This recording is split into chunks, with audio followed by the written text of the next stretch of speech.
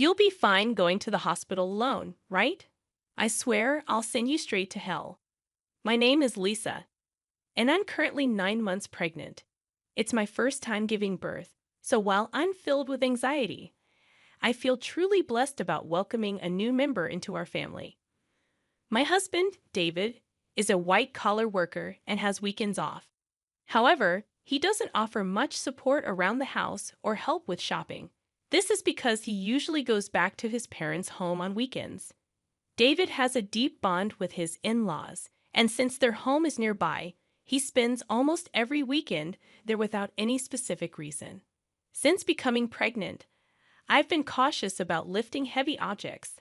For instance, when buying heavy items like rice, understanding friends often help out. My daily routine starts by waking up early, preparing breakfast for David, and seeing him off to work. Afterward, I do the cleaning and laundry, and then head out for any necessary shopping. Once I return home, I start prepping for dinner. Only after finishing these tasks can I finally have some relaxation time. Since taking maternity leave, I've taken up a new hobby, blogging. Every day, I write a diary accompanied by photos I take, such as meals, the blue sky, flowers blooming in the garden, and more. Many friends and acquaintances leave comments, and these moments of journaling have become small daily joys for me. One evening, as I was preparing dinner, my husband returned home as usual. He carelessly placed his bag and jacket on the sofa, and I tidied them up, hanging them on a coat hanger. "Welcome back. I made hamburgers for dinner. I'm going to take a bath," I said. Responding curtly, he headed straight for the bathroom. 3 years have passed since we got married, and there has been little kindness or consideration from him. I occasionally wonder if this is truly what a marital relationship should be like. But I've resigned myself to it. When David returned in his pajamas, I handed him a drink. "Where's the beer?" he asked, glancing at the bar. I hinted, "Sorry, I forgot to buy it today. I'll get some tomorrow." Seriously. Go to the convenience store now. His demeanor changed immediately, and he spoke with evident anger. I was irritated. Why was he asking his pregnant wife to do this? If you want it so badly, why don't you go get it yourself? It's hard for me to move around with this big belly. At that moment, he became even angrier and started shouting. "You're the one who forgot to buy it. It's your job to fix that mistake. Just because you're pregnant doesn't mean you get special treatment." My mother always said it's important to keep moving for the sake of health. Knowing that he doesn't calm down easily when he's angry, I reluctantly decided to go to the convenience store. Once I arrived, I bumped into Sarah, a neighbor. "Oh, Sarah, good evening." "Good evening, Lisa. Did you forget to buy something too?" "I ran out of sauce, so I came here." Sarah's cheerful voice slightly lifted my spirits. "My husband really wanted beer, and he told me to buy it. Why didn't he just go himself?" That's what I said, but it didn't get through to him. "It sounds like you're having a tough time, Lisa." After walking together for a bit, Sarah and I parted ways at a crossroad. When I returned home, David was lounging on the sofa, watching TV, having not even cleaned up after dinner. "Why did it take you so long? What were you dawdling around for? Give me the beer." David's disgruntled voice and his insensitive remarks made my heart ache. However, I handed him the beer without a word and began cleaning up after the meal. How could he say such things to me, especially when I'm pregnant? I felt the urge to retort, but I didn't want another shouting match, so I remained silent. Afterward, I had my dinner, took a relaxing bath, and headed to the bedroom. The next morning, David acted as if nothing had happened. It seems he's the type to forget everything after a good night's sleep. However, I couldn't forget his words from the previous night, and I consciously ignored him. "Why are you making that face so early in the morning? Don't take it out on me. I'm heading to work now, so be a bit considerate. You know the importance of appreciation, right?" Due to what he said, I was filled with the urge to retort, "That applies to you, doesn't it?" But out of shock and disbelief, all I could do was sigh deeply and see him off. "Be careful, right? I won't eat dinner tonight. See you." Without any explanation, David left in a hurry. After seeing him off, I took care of household chores and went shopping as usual. However, since David mentioned he wouldn't be having dinner, I decided to prepare something simple just for myself. Then, as I was about to start my meal alone in the evening, I heard David's unexpected return and rushed to the entrance. "I'm back. Thanks for your hard work. But you said you didn't need dinner today, right?" "Yeah, but my drinking party got canceled. I'm hungry. You have something to eat, right?" "Well, I only prepared a meal for myself today." Upon hearing this, David's face contorted with anger. "Didn't you even consider the possibility I might come back? This is unbelievable." Saying that, he moved to the dining table, and upon seeing the dinner I prepared, his mood worsened. "What do you call this a meal?" "I seriously question if you're properly doing your duties as a housewife. Don't waste the money I'm working for." I quickly prepared something for myself. "Please don't get mad like this. Maybe you should learn proper cooking from my mom. Honestly, I've always found your cooking lacking." Again, he always compares me to his mother. Doesn't he realize how hurtful these comparisons can be? "I can't eat this. Go buy something." Hearing this, my heart sank further. What does he think of me? It's already night, and I've taken a bath. Can't you go buy it yourself? Forget it. You forgot to buy beer yesterday, didn't prepare dinner today. It's so frustrating. "I'm going back to my parents' place." David stormed out and left alone in the house. I strangely felt a sense of relief. The next morning, as I expected, I received an angry call from David's mother. "How can you not serve David a proper meal? This feels like moral harassment, if not worse." I explained what happened yesterday, but she wasn't accepting it. So I apologized and ended the call. After the call, my mood plummeted. Since David wasn't home, I decided to have a leisurely late brunch. However, the thought of David coming back tonight weighed on my mind. Considering yesterday's events, I decided to make tonight's dinner special. I shopped with more care than usual, picking out ingredients and adding David's favorite beer to the cart. I was determined to prepare a dinner that would earn David's praise. I shortened my blog update time a bit to allocate more time to cooking. After dedicating ample time to preparations, the table was set beautifully, as if it was a special occasion. Looking at it, I felt a sense of accomplishment and couldn't help but praise myself. With this, he should definitely be satisfied. I waited patiently in the dining room for David to come home, but as time passed, there was no sign of him. I tried contacting him several times via my smartphone, but there was no response, and I became more worried as the clock continued to tick. 1 hour, then 2 hours passed, and I began to get anxious. Did he possibly go to his parents' house?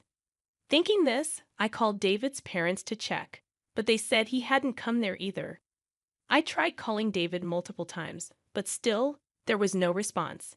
As midnight approached, just when I was considering contacting the police, a staggering David returned home. He seemed clearly drunk. "I'm home, hiccup." I rushed to the entrance in concern and found David lying on the hallway floor. "What happened? Are you okay?" Hearing my voice, he responded angrily, "Too loud, go away."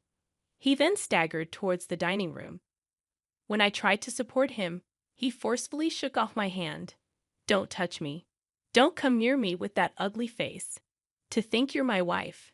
In his drunken state, he spat out those words and then just lay down right there. Those words were beyond shocking. Why? Why can't he consider others' feelings? His remarks hurt me deeply, and I was filled with thoughts of maybe he no longer sees me as family. Tears welled up in my eyes. I put so much effort into cooking, it was all for nothing. With that thought, I had my dinner alone and enveloped in loneliness. The next morning, David woke up as if nothing had happened. "My head hurts. I guess I drank too much." "But why did you leave me in the hallway?" "You chose to lie down there, David. It's not my fault." "Aren't you my wife? At least take care of me when I'm drunk." David's words made me wonder why he always blames me right away. If you weren't going to eat at home, you could have at least let me know. I had prepared a nice meal, and I called you multiple times. Why didn't you answer? Then David replied nonchalantly, "My drinking party from the day before got rescheduled to yesterday." Do I have to report everything? Besides, you know how hard it is to pick up the phone during a gathering. Think about my situation. With every word David said, my heart got colder and my expectations of him diminished. That way, I won't feel hurt or disappointed anymore. This thought lingered in my mind that I'm taking a break and going back to my parents' home tomorrow. Being with you lately feels unpleasant and boring. Seeing David's attitude of looking down on me made me increasingly consider the option of divorce. Our baby is due soon, and my heart races in anticipation. Even though I've heard stories about the pains of labor from friends, my excitement to meet the new life inside me overshadows those concerns. The neighbors often encourage me with words like, "It's just a little while longer," which brightens my mood. "Hey, want to go on a family trip soon after David returned home?" He made a surprising suggestion. Really? But I'm talking about a family trip. My mom and dad want to join. I was taken aback. Why would parents make such a proposal? Tensions exist between me and David's parents whenever there's an issue concerning David. They tend to blame me, like the previous phone call incident. However, the sudden idea of a trip left me doubtful. I'm about to give birth soon, and traveling a long distance might be a bit risky. David replied, "How many times do I have to tell you? Just because you're pregnant doesn't mean you're sick. My parents are thoughtfully inviting us. But what if something happens? It'll be fine. Everything's already decided. We'll go for 2 nights and 3 days next week." What? Next week is my due date. That's a bit. Just do as you're told. Prepare for the trip. End of discussion. David just expressed his opinion and then left the room. I'm in trouble now, I thought to myself. The next day, I sought advice from a close friend and explained the situation. She was concerned and said, "That's a bit too much." While I was contemplating how to decline the offer, the day of the trip suddenly arrived. "Actually, I'm not feeling well today. I'm worried about the baby, so I'm going to rest at home." I tried to use that as an excuse, but David didn't seem convinced. "Anyway, you can just rest in the car, and you'll be fine, right? Come on, bring the luggage. We're heading to my parents' house, so hurry up." As we headed to the car, I was worried and asked, "Is this really okay?" After loading our luggage into the car and sitting in the passenger seat, I felt warmth at my feet. Looking down, I noticed water spreading around them. "Oh my water broke." I immediately informed David. "David, I think my water just broke. Please take me to the hospital quickly." Taken aback by the situation, David exclaimed, "Are you serious?" "Yes, I'm serious. We need to go to the hospital now. The baby might be coming." While trying to clean up the water with a towel in the car, David suddenly opened the passenger door. "David, what are you doing? We need to go to the hospital. Get out, you're going to make a mess in the car." I was in complete shock. "What are you saying?" I said, "Get out. I need to clean the car." Then David forcefully pulled me out of the car. In this unbelievable situation, David said, "I can't believe this. We were supposed to be on a family trip. Just go to the hospital by yourself." I was too shocked to say anything as I called out to David, "Wait, how can you leave me here like this?" He drove away, leaving me behind. Feeling overwhelmed, I quickly dialed for an ambulance. When someone approached, asking, "Lisa, are you okay?" It was Sarah, looking concerned. Sarah immediately recognized my predicament and arranged for a special taxi, comforting me throughout. Grateful for her kindness, tears streamed down my face. Soon after, I safely arrived at the hospital, thanks to Sarah's help. On the way, she held my hand and cheered me up, staying by my side until I was taken to my room. While being transferred, I made a silent vow. I will make him pay for this. Even as labor pains grew, Sarah kept holding my hand. Furthermore, she contacted my parents, who soon arrived at the hospital and looked deeply concerned. Sarah whispered to them, "There's something I want to discuss." The three then left the room. As the labor pains intensified, my smartphone vibrated from a corner of the room. "Who is it?" I asked, and my parents responded with David's name. They looked displeased, but I took the call anyway. As soon as I answered, I heard a panicky David, "Help me." However, I was in no state or mood to converse with him and promptly ended the call. Despite my parents turning off my phone, David continued to send messages. As labor intensified, I was finally moved to the delivery room. After enduring the pain for some time, I finally heard my baby's cries. Exhausted, I saw my parents and Sarah standing before me with warm smiles. Relieved, I closed my eyes and rested. When I woke up after a few hours of sleep, I found myself lying in the hospital bed. Rubbing my eyes, I noticed my parents sitting next to me, their faces filled with concern. "Are you okay?" My mother asked gently, still feeling the weight of exhaustion. I couldn't muster the energy to sit up, while my father looked teary-eyed. My mother consoled him, saying, "The postpartum period can be exhausting." Witnessing this heartwarming scene, a smile formed on my face. "How's the baby?" I inquired. My parents informed me that the baby was undergoing some tests but would be back in the room soon. However, I noticed Sarah wasn't present. Responding to my unspoken question, my mother remarked, "Sarah left a little while ago." Thinking about how things might have turned out had Sarah not been there, a feeling of gratitude settled over me. I made a promise with my parents that after being discharged, I would visit Sarah to express my gratitude. Turning on my smartphone to inform my friends about the birth, I was met with an overwhelming number of missed calls, mostly from David. The sheer number left me momentarily stunned, but I felt no hope or expectation from his calls. So I closed the notifications without hesitation. One of my friends visited the hospital room to congratulate me on the birth. As she rejoiced and extended her genuine wishes, I opened up about the recent incidents with David. After hearing the story, she expressed both shock and anger, half-jokingly saying she'd like to punish him a bit.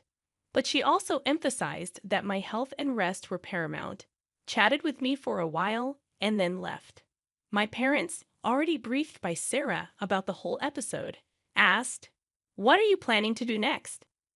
I shared my thoughts about my relationship with David and told my parents I'm considering divorce. They respected my decision and provided their support. Upon my discharge, I planned to stay at my parents' house, where they had prepared a room for me. Meanwhile, David seemed to have visited the hospital, but as I had informed the hospital staff that I didn't wish to see him, he wasn't allowed in. The next day, Sarah came to my hospital room holding a fruit basket. "Sarah, you came!" I exclaimed with delight. "You seem to be recovering well, but remember not to overexert yourself. Postpartum fatigue can be quite profound," she advised. Feeling comforted by Sarah's words, I sighed with relief, taking the fruit basket from her. "Sarah, thank you so much for helping me. I don't know what would have happened if you weren't there." I expressed my deep gratitude as I bowed deeply. Sarah gently laughed, saying, "What's most important is that both you and the baby are healthy. I just want a small hand. Regardless, I'm forever grateful. Once things settle down, I'll come over to thank you properly." Sarah laughed warmly in response. "You know, I've talked to my husband about what happened. He seemed quite furious." From her words, I could somewhat deduce David's situation. "Sarah, I'm truly sorry for dragging you into this mess," I admitted. "Don't worry. Remember who you owe for being able to work at your current company. This incident is truly hard to forgive." At that moment, I heard a stern tone in Sarah's voice for the first time. Sarah was actually the wife of the CEO at the company where my husband worked. When we first moved to this residential area, I had no idea about this fact. However, as we frequently encountered each other at the local supermarket, shops, and occasionally at convenience stores, we gradually became closer.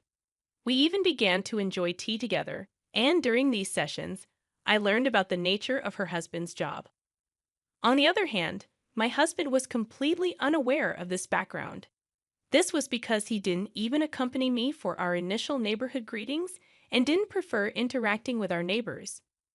Sarah had previously told me gently, "I don't want to cause any trouble, so don't tell your husband," and I had respected that request. Knowing that I was pregnant and still being forced to endure my husband's unreasonable behavior, Sarah had several times suggested, should I talk to my husband about this? However, I had always declined, not wanting to trouble her. But with this recent incident, perhaps even Sarah reached her limit. That's why my husband kept calling Sarah. I really can't thank you enough for everything. Sarah's strong words made me realize how fortunate I was to have someone who'd go to such lengths for me. I couldn't help but tear up. Seeing my reaction, Sarah once again gave me a warm smile. Lisa, you're a dear friend to me. I can't just stand by and watch when something like this happens to a friend. Our conversation was filled with heartfelt smiles. However, my husband's messages didn't stop despite the barrage of notifications. Online, I consciously ignored them all. Thinking about the divorce made my mind clear, and all I wanted was to think about how to live my life with my baby. As I was preparing to leave the hospital, a close friend visited my room, handing me her smartphone and saying, I want you to see this. Displayed on her phone was a post that had become a major topic on a certain social media platform. When I asked what it was about, she informed me that she had posted about my husband's recent actions on social media. My friend had a significant influence on social media with a massive follower count. One day, she received a reply to one of her posts. The follower who replied had, by chance, captured a video of the scene where I was yelled at by my husband after being let out of the car. The follower, wanting to protect my privacy, blurred my face in the video and, with my friend's permission, shared it online. The video spread like wildfire, and as a result, personal details about my husband and even his company were identified. Currently, my husband seems to be under a barrage of criticism online. What? I had no idea it had escalated to this level, my friend, smiling gently, remarked. Well, they brought it upon themselves, didn't they? My husband's actions and their consequences were all a result of choices he made. Furthermore, when one of my husband's friends confronted him about the incident, he reportedly excused himself, saying, I had a prior travel commitment with my parents that day, so I had no choice. Because of this statement, not only my husband, but also his parents began to face criticism online. The story spread even in the vicinity of my in-laws' home, and there seemed to be various topics related to my husband's parents circulating on social media. Suddenly, my phone started ringing. When I checked the screen, it was a call from my mother-in-law. That's for my mother-in-law. My friend, eyeing the screen of my phone with interest, suggested, why don't you pick up and give her a piece of your mind? However, I was so fed up that I felt no words to do so and decided to ignore it. Before I knew it, the missed calls log was filled with names of my husband, father-in-law, and mother-in-law. Ever since the incident was highlighted on social media, even the hospital staff seemed to be aware of my situation and started offering genuine support. Whether my husband or in-laws came to the hospital or called multiple times, the hospital staff didn't allow any contact with me. As my discharge date approached, I had one pressing worry: whether my husband and in-laws might be lurking outside the hospital. My parents reassured me, saying, you have nothing to worry about. But the thought of my precious baby being in danger left me anxious. However, that concern was quickly dispelled on the day of my discharge, as my parents were helping me with my belongings. I heard my husband's voice shouting, Lisa, followed by the loud voices of my in-laws. Suddenly, men in black suits surrounded me, forming a protective barrier. As I tried to understand what was happening, one of the men approached me, gently opening the car door and said, don't worry, we're here on Sir's request to protect you. It seemed my parents were already aware of this, as my mom said, smiling, didn't I tell you there's nothing to worry about? Believing her words, I felt relieved and smoothly got into the car. All the while, my husband and in-laws, overwhelmed by the presence of the bodyguards, couldn't come any closer. I can't find the words to express how grateful I am for Sarah supporting me like this. The only thing occupying my mind was how to reciprocate Sarah's kindness. My parents felt the same, saying in unison, we have to find a way to show our gratitude to Sarah. Although my new life began smoothly and pleasant days continued, the contacts from my husband and in-laws never ceased. I mailed them the divorce papers, but there wasn't even a hint of acceptance. One day, my in-laws called our home. It seems my father answered, and they addressed him with the attitude of, "She became a part of our family, so no matter how she's treated, she shouldn't complain." When my father angrily retorted to their statement, it seems they were taken aback and quickly hung up. While discussing how to handle this with my parents, I decided that seeking professional assistance was the best course of action and resolved to consult a lawyer. Coincidentally, my father was acquainted with a lawyer, and when we explained our situation, he graciously promised to help. I informed the lawyer about the video circulating on social media and detailed past events. When the lawyer reached out on our behalf, my husband was initially taken aback. However, over time, he became defiant. "We'll solve marital issues ourselves. We don't need a lawyer," he argued in a fled tone. However, the lawyer calmly responded, "I'm acting upon Lisa's request. Any future communication should be directed to me. It's up to Lisa, my client, to decide whether or not she wants to involve a lawyer." My husband was at a loss for words, though initially refusing to divorce. When mediation and the possibility of a court case were suggested, the word court seemed to shake him, and he reluctantly agreed to the divorce. I have no interest in the child and have no intention of seeing them in the future, so I don't see why I should pay child support. As for property distribution, I did nothing wrong, he claimed irrationally. The lawyer calmly explained from a legal perspective, but my husband still seemed unconvinced. "In that case, it seems we'll meet in court," the lawyer suggested. My in-laws, who were listening nearby, appeared to panic and immediately agreed. When I was informed of this by the lawyer, I was shocked that I had ever married such a man. I had been communicating with Sarah since returning to my parents' home, and when I told her about the recent events, she playfully and gleefully suggested, "How about seizing your ex-husband's retirement pay? Garnishment is one way, right?" Feeling overwhelmed by Sarah's astuteness, a while later, I was contacted by the lawyer who conveyed that my husband wished to apologize in person. Wanting a satisfactory conclusion, I agreed to converse over the phone under the supervision of the lawyer. The day of the scheduled call arrived. On that day, I was accompanied by my parents and the lawyer. From the other end of the line, I heard, "Finally, you answer. Apologize now, and I'll forgive you. So come back home. Let's be a couple again. The house is a mess. I might lose my job, and everyone's looking at me coldly. All of this is your fault, so take responsibility." He continued to bombard me with accusations. Without being overwhelmed, I calmly chose how to react. When he said, "See, you can't even reply properly, truly a woman with no redeeming qualities," I finally responded, "Just so you know, this conversation is being recorded. I'll keep it as evidence. Goodbye." Hearing this, my husband's voice revealed his shock. "Wait, you recorded it? That's not fair, right?" I was joking. "I'm sorry. I can't live without you. Let's start over. We truly loved each other, right? I promise I'll try harder from now on." After hearing those words, I immediately hung up the phone. With the recorded data in hand, I handed it to the lawyer and asked, "Can you utilize this audio as evidence?" Shaking his head in disbelief, the lawyer remarked, "He truly is an incorrigible man." My parents, feeling the same as me, had firmly decided to sever ties with him. Seeing his behavior filled them more with astonishment and disappointment than anger.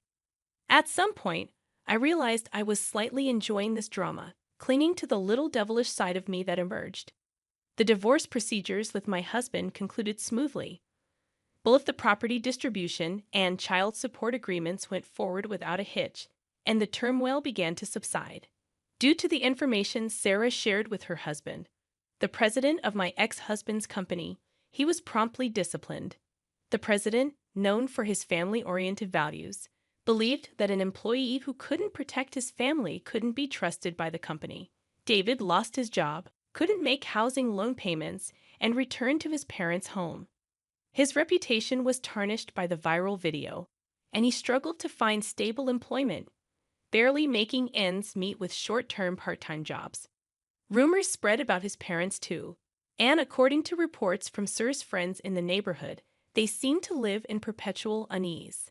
The cold societal judgment they faced, which exceeded my expectations, made me think that, surprisingly, this ostracization might be harder for them than any legal repercussions.